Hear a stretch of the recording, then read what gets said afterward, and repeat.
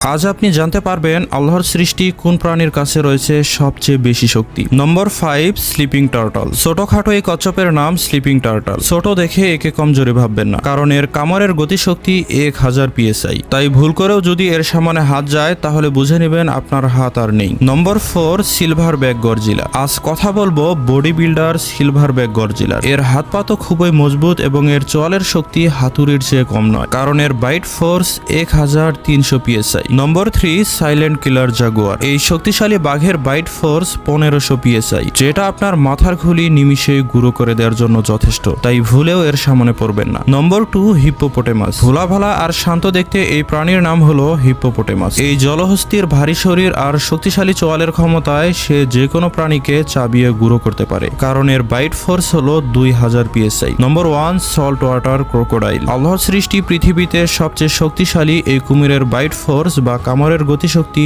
3700 PSI, যার কারণে এটি বড় বড় হাতি, মহিষ, জিব্রাকে পর্যন্ত নিমিষে শেষ করে ফেলতে পারে। তো বন্ধুরা, আপনি আল্লাহ তাআলার কোন কোন নিয়ামতকে অস্বীকার করবেন? নিশ্চয়ই আল্লাহ তাআলা হচ্ছেন সর্বশ্রেষ্ঠ সৃষ্টিকর্তা। তো বন্ধুরা, এরকম ভিডিও পেতে অবশ্যই লাইক দিন।